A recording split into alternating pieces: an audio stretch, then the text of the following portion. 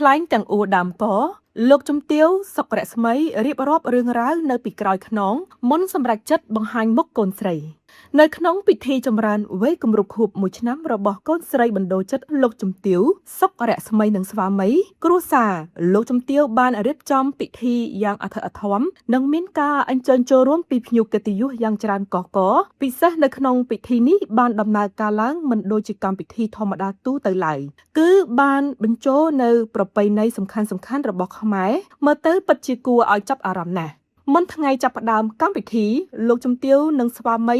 បានធ្វើឲ្យមហាជនមានការភ្ញាក់ផ្អើលជាខ្លាំងនោះគឺការបង្ហាញមុខកូនស្រីជាទីស្រឡាញ់លើកដំបូងដោយមាននាមផ្លូវការថាសុករិទ្ធមុនីពេជ្រលោកជំទាវបានរៀបរាប់ទាំងអួរដើមកនៅក្នុងវីដេអូបន្ទាប់ពីបង្ហាញមុខកូនស្រីថាចង់ប្រាប់ពុកម៉ែបងប្អូនថានេះគឺជារូបភាពជួបជុំគ្រួសារដែលនាងខ្ញុំមានលើកដំបូងមានឪពុកមានម្ដាយហើយនឹងមានកូនជួបជុំគ្រួសារដូចមនុស្សទូទៅធម្មតាភាគច្រើនអ្នកធម្មតាគិតថារូបថតជុំគ្រួសារជារូបធម្មតាសម្រាប់គាត់ហើយសុខភាពល្អគឺជារឿងធម្មតាសម្រាប់ពួកគាត់ក៏ប៉ុន្តែសម្រាប់ខ្ញុំអត់ដែលមានគ្រួសារទេបង្ហាញថាឥឡូវនេះខ្ញុំមានគ្រួសារដូចគេមានឪពុកមានម្ដាយនិងមានកូនព្រោះអីអ្នកខ្លះសួរខ្ញុំថា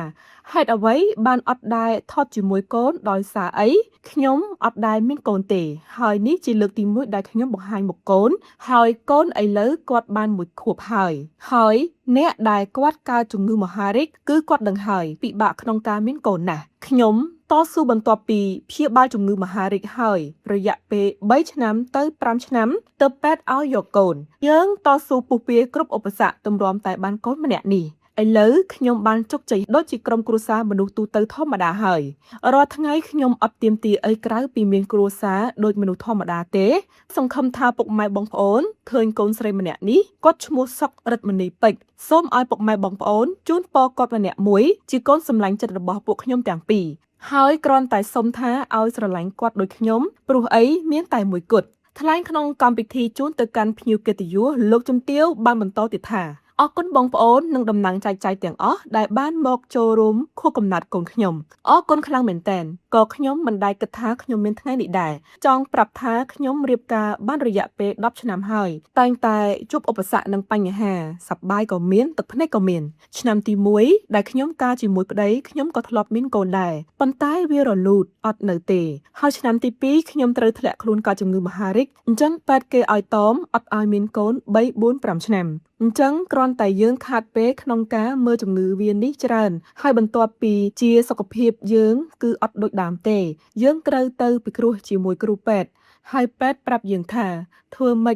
ចហើយខ្ញុំព្យាយាមចាក់អរម៉ូនផងធ្វើនេះធ្វើនោះផងហើយជួបការបរាជ័យនិយាយរួមពេលទៅជួបពេទ្យម្ដងភ័យព្រោះអីដោយសារយើងអត់ចង់បានពាក្យធ្វើឲ្យបរាជ័យទេនិយាយរួមពី3ឆ្នាំចុងក្រោយនេះទៅជួបពេទ្យឡើងសឹកហើយបរាជ័យរហូតបរាជ័យឡើងថាយើងមិនអាចមានកូនទេ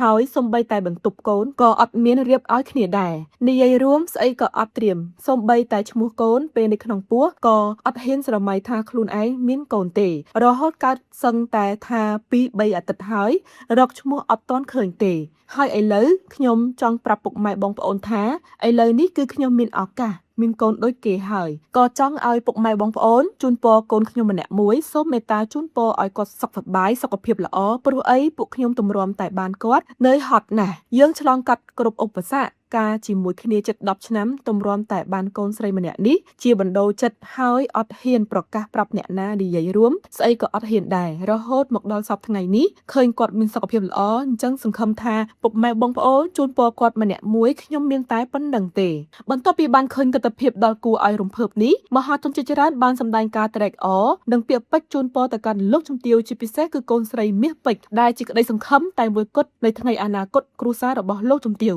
សូមទេវតានិងវត្ថុស័ក្តិសិទ្ធិទាំងឡាយបានឃើញនៅទង្វើសប្បុរសដែលលោកជំទាវនិងគ្រួសារបានធ្វើកន្លងមកជួយបីបាច់ថែរក្សាកូនស្រីរបស់លោកជំទាវឲ្យមានសុខភាពល្អផ្ដល់នូវភាពត្រជាក់ត្រជុំក្នុងក្រុមគ្រួសារតរៀងទៅ